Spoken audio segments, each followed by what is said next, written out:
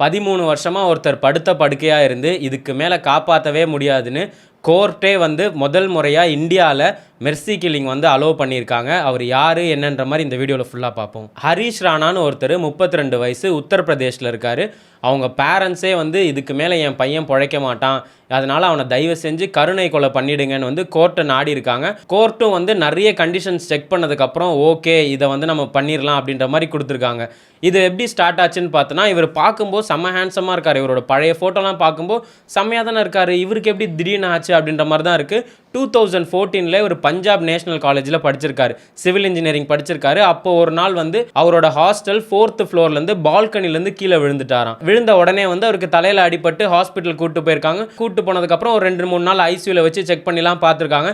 Check பண்ணதுக்கப்புறம் சொன்னாங்க, இல்லை அவருக்கு வந்து கோமா ஸ்டேஜ் போகிற மாதிரி ஆயிட்டாரு அப்படின்னு அவங்க பேரண்ட்ஸ் கிட்டலாம் சொல்லியிருக்காங்க. பட் அவங்க பேரண்ட்ஸ் அப்போ வந்து இல்லை என் பையன் குணமாயிடு வந்துடுவான் அப்படின்னு அவங்க வீட்டுக்கு கூட்டு போய் பண்ணுறது, அவங்க தனியாக செப்பரேட்டாக ஹாஸ்பிட்டலில் பார்க்குறதுன்ற மாதிரி ஒரு 13 வருஷம் ஒரு போராட்டத்தில் இருந்திருக்காங்க. அவங்களும் என்னென்னமோ பண்ணி பார்க்குறாங்க, எல்லா டாக்டர்ஸை பார்க்குறாங்க, டாக்டர் சொல்கிற இதெல்லாம் பண்ணுறாங்க. பட் அவர்கிட்டருந்து ஒரு சின்ன அசைவு கூட இல்லை. அவருக்கு வந்து ஃபுட்டெல்லாம் கொடுக்குறாங்க, பட் வந்து பைப்பு, அவருக்கு தண்ணி பைப்பு, அதான் ஒரு பெட் ரிட்டனாக இருக்கார். ஒரு சின்ன மூமெண்ட் மட்டும் என்ன கொடுப்பாருன்னா வெறும் ஐ மட்டும்தான் பிளிங்க் பண்ணிட்டு இருப்பாராம். ஸோ இதை வந்து அவங்க பேரண்ட்ஸ் ரொம்ப நாளாக பண்ணிகிட்டு இருக்காங்க. அவங்க அப்பா வந்து அவங்க சொந்த வீடெல்லாம் விற்று இந்த பையனுக்கு செலவு பண்ணுறது, இவரோட மெடிக்கல் எக்ஸ்பென்சஸை பார்த்துக்கிறது, அப்புறம் ஒரு வேலையை விட்டுட்டு சின்ன சின்ன வேலையெல்லாம் பண்ணுறது, இந்த ஸ்டேடியமில் போய் சாண்ட்விச் விற்கிறது, அந்த மாதிரி அவர் ரொம்ப கஷ்டமே ஆயிருக்கார். ஏன்னா மெடிக்கல் எக்ஸ்பென்சஸ்னால ரொம்ப கஷ்டமே ஆகி இவங்களும் போராடி பார்த்துருக்காங்க. பட் ஒரு சின்ன இம்ப்ரூவ்மெண்ட்டுமே இல்லை. அதனாலே அவங்க பேரண்ட்ஸ் ஒரு விதமாக கன்வின்ஸ் ஆகிட்டாங்க. ஏன்னா அவங்க அம்மா பார்த்தோன்னா டெய்லியும் அவர்கிட்ட பேசுவாங்களாம், இன்றைக்கி எப்படி நடந்துட்டுருக்கு, இன்றைக்கி என்ன நடந்துட்டுருக்கு, வெதர் கண்டிஷன்ஸ்லாம் எப்படி அப்படின்ற மாதிரி டெய்லி அவர்கிட்ட பேசிட்டுலாம் இருந்திருக்காங்க. பட் எந்த ஒரு சின்ன இம்ப்ரூவ்மெண்ட்டுமே இல்லை. அதனால் அவங்களே வந்து என் பையன் படுற கஷ்டம் எங்களால் பார்க்க முடியல, இதனால் இவனை வந்து நம்ம அந்த கருணை கொலை பண்ணிடலாம் அப்படின்ற மாதிரி இவங்க பேரண்ட்ஸே 2024 வந்து கோர்ட்டில் வந்து ஒரு அப்பீல் வைக்கிறாங்க. இந்த மாதிரி எங்கள் பையனை வந்து நீங்கள் கருணை கொலை பண்ணுறதுக்கு உத்தரவிடணும், ஏன்னா எங்களால் மெடிக்கல் எக்ஸ்பென்சஸும் ஏற்றுக்க முடியல, அவன் படுற கஷ்டத்தையும் பார்க்க முடியலன்னு கோர்ட்டை அப்போ அப்பீல் பண்ணியிருக்காங்க. அப்போ வந்து கோர்ட் வந்து இந்த கேஸை வந்து ரிஜெக்ட் பண்ணிடுறாங்க. மெயின் ரீசன் பார்த்தோன்னா 2 விதமாக வந்து கருணை கொலை பண்ணுவாங்க. ஒன்று வந்து ஆக்டிவ் எத்துனேஷியா, இன்னொன்று வந்து பாசிவ் எத்துனேஷியான்னு. இந்த ஆக்டிவ் எத்துனேஷியா எப்போ பண்ணுவாங்கன்னா, பேஷண்ட்டால் ரொம்ப முடியலை, 100% இவரால் பிழைக்கவே முடியாதுன்னு தெரிஞ்சதுன்னா இந்த இன்ஜெக்ஷன் இந்த மெடிசன் மூலயமா வந்து கருணை கொலை பண்ணுவாங்க. அப்படி இல்லைனா வந்து பாசிவ் எத்துனேஷியா பண்ணுவாங்க. பாசிவ் எத்துனேஷியானா என்னென்னா, அந்த பேஷண்ட்டால் உயிர் வாழ முடியாது, அங்கே சைடில் இருக்க மிஷின்ஸ்லாம் தான் அவருக்கு உயிர் கொடுத்துட்ருக்கோம்.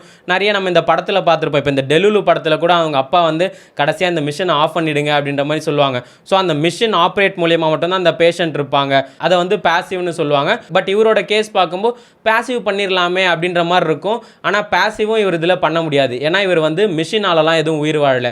இவருக்கு வெறும் ஃபுட் பைப்பு, ஆக்சிஜன் மட்டும்தான் மிஷினால் இருக்குது. நார்மலாக இவர் வந்து உயிர் வாழ்ந்துட்டு இருக்காரு. ஸோ அதனால் கோர்ட் வந்து இல்லை இதை வந்து பண்ணக்கூடாது, தப்பு அப்படின்ற மாதிரி ரிஜெக்ட் பண்ணுறாங்க. ஸோ அவங்க திரும்பியும் இந்த மாதிரி என்ன பண்ணுறதுன்னு தெரியாமல் திரும்பியும் வந்து 2026 இப்போ இந்த மார்ச்சில் வந்து அவங்க திரும்பி கோர்ட்டுக்கு போயிருக்காங்க, சுப்ரீம் கோர்ட்டுக்கு போயிருக்காங்க. அப்போ இந்த பேரண்ட் சைடில் சொன்னதும் அதே தான், அவனுக்கு வந்து எந்த இம்ப்ரூவ்மெண்ட்டும் இல்லை, அதனால் ப்ளீஸ் கருணை கொலை பண்ணிடுங்க அப்படின்ற மாதிரி ரெக்வஸ்ட் வச்சாங்க. சரி இதை வந்து கன்சிடர் பண்ணலான்னு டாக்டர்ஸ்லாம் வந்து கோர்ட் மூலியமே டாக்டர்ஸ்லாம் வந்து செக் பண்ணி பார்த்து ஓகே இதுக்கு மேலே இவரால் 100% உயிர் வாழ முடியாது, என்ன தான் நம்ம அந்த ஃபுட் பைப் ஆக்சிஜன் வச்சாலும் இவருக்கு எதுவும் பண்ண முடியாதுன்ற மாதிரி. ஸோ ஃபஸ்ட் டைம் இந்தியாவிலே வந்து ஒரு பாசிவ் மெத்தட் இல்லாமல் ஒரு கருணை கொலை பண்ணியிருக்காங்கன்னா அது இவருக்கு மட்டும்தான். இதுக்கு முன்னாடி அவங்க வச்சிருந்த ரெஃபரன்சஸுமே பார்த்தோன்னா நிறைய கேஸ் இருக்குது.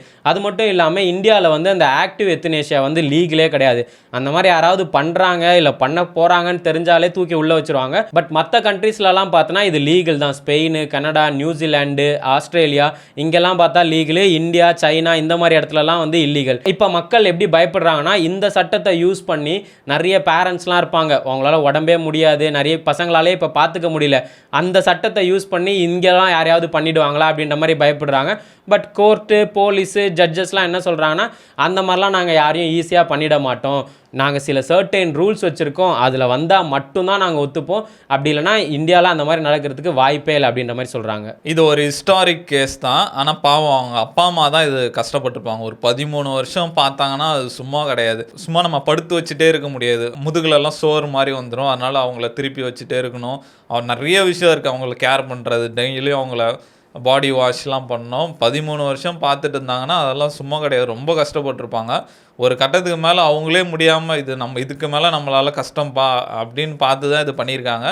இது எப்படி சொல்கிறது, வேறு வழி இல்லை, பண்ணி தான் ஆகணும். இது எவ்வளோ நாள் அவங்களுக்கும் வயசாகிட்டு இருக்கும், ரொம்ப நாள் அவங்களால பார்க்க முடியாது. இந்த மாதிரி வேறு வழியே இல்லை, இதுக்கு மேலே இவங்களை காப்பாற்றவே முடியாது அப்படின்னா இந்த மாதிரி இது யூஸ் பண்ணலாம். இந்த கேஸோட தீர்ப்பு எடுத்துகிட்டு வந்து நிறைய பேர் வந்து மிஸ்யூஸ் பண்ண பார்ப்பாங்க. அதெல்லாம் வந்து கோர்ட்டு தான் வந்து கரெக்டாக பார்த்து அதெல்லாம் நடக்காத மாதிரி பார்த்துக்கணும். நம்ம நிறைய இந்த கோமா கேஸு, இந்த பெட்ரிடன் கேஸ்லாம் பார்த்துருப்போம். இந்த ஹரிஷ் ராணாக்கு ஜட்மெண்ட் கிடைச்சதுக்கே ஒரு கேஸ் தான் ரெஃபரன்ஸாக இருந்திருக்கு. அருணா ஷானாபாக்னு, இவங்களை பற்றி நிறைய பேருக்கு தெரிஞ்சிருக்கும். இவங்க ஒரு 43 வருஷமாக பெட்லேயே இருந்தாங்க. இவங்களோட ஸ்டோரியை கேட்கும்போதே ரொம்ப சோகமாக இருக்கும். நார்மலாக ஒரு ஹாஸ்பிட்டலில் ஒர்க் பண்ணி இந்த நர்ஸை கூட ஒர்க் பண்ணிட்டு இருந்த ஒரு கம்பவுண்டர் வந்து பின்னாடி நாய் செயினை போட்டு கழுத்தை முறுக்கிடுவார். அதனால் அவங்களுக்கு பிரெயினில் போகிற அந்த பிளட் பைப் வந்து உடஞ்சனால அவங்க ஒரு 43 வருஷமாக கோமாவில் இருந்தாங்க. அதனால் பார்த்துட்டு ஒரு ரிப்போர்ட்டர் கூட கோர்ட்டுக்கு போய் அவங்கள பார்க்கவே கஷ்டமாக இருக்குது, அதனால் இந்த பேசிவ் எத்துனேஷியாவை கொடுத்துருங்கன்ற மாதிரிலாம் ஜட்ஜ்மெண்ட்டே வாங்கிட்டு வந்தாங்க. பட் அங்கே நர்ஸெல்லாம் சொன்னாங்க, இல்லை அவங்கள நாங்கள் பார்த்துக்குறோம், என்ன ஆனாலும் நாங்கள் பார்த்துக்குறோன்னு அவங்க பார்த்து கடைசியில் அவங்க நிமோனியாவில் தான் இறந்து போனாங்க. ஸோ இவருக்கு ஜட்ஜ்மெண்ட் கிடைக்கும் போதும் பார்த்தோன்னா அவங்களோட கேஸ் ரெஃபரன்ஸ் தான் யூஸ் பண்ணியிருக்காங்க. ஸோ அதனால தான் இவருக்கு ஈஸியாக ஜட்ஜ்மெண்ட் கிடைச்சதுன்ற மாதிரி சொல்கிறாங்க. அதே மாதிரி இந்த 2 டைப் ஆஃப் கருணை கொலை இல்லாமல் இன்னொரு டைப்பும் இருக்கான். அதெல்லாம் யூஎஸில் ஃபாலோ பண்ணுறாங்க. இப்போ நமக்கே உடம்பு சரியில்லை, நம்மளால் ரொம்ப முடியலன்னா நம்மளே ஒரு லெட்டர் மாதிரி டாக்டருக்கு எழுதி கொடுத்து கவர்மெண்ட்டுக்குலாம் எழுதி கொடுத்தா அவங்க ஏதாவது மாத்திரை மாதிரி கொடுத்துருவாங்களாம். ஸோ செல்ஃபாக நம்மளே இறந்து போகலாமா, அந்த மாதிரி ப்ராக்டிசஸ் கூட நிறைய கண்ட்ரியில் இருக்குன்ற மாதிரி சொல்கிறாங்க. இப்போ இந்த ஹரிஷ்க்கு கிடைச்ச ஜட்ஜ்மெண்ட்டுக்குமே நிறைய பேர் என்ன சொல்கிறாங்கன்னா, அவர் வந்து இத்தனை வருஷமாக ரொம்ப கஷ்டப்பட்டிருந்தார் பெட்டில், அது இல்லாமல் அவங்க பேரண்ட்ஸுமே நிறைய கஷ்டப்பட்டிருந்தாங்க. அந்த கஷ்டத்துக்குலாம் வந்து இதுதான் ஒரு கரெக்டான தீர்வாக இருக்கும், அவருக்கு வந்து கரெக்டாக right to tie and dignity தான் கிடச்சிருக்கு அப்படின்ற மாதிரி நிறைய பேர் ப்ரைஸ் பண்ணிட்டு இருக்காங்க. இந்தியாவோட ஃபஸ்ட்டு மெர்சி கில்லிங் கேஸை பற்றி என்ன நினைக்கிறீங்க? அவருக்கு கொடுத்த தீர்ப்பு கரெக்டாக இல்லை, நம்ம வந்து இன்னும் மெடிக்கல்லாம் வச்சு செக் பண்ணியிருக்கலான்ற மாதிரி நீங்கள் நினைக்கிறீங்களான்னு கமெண்ட்டில் சொல்லுங்கள்.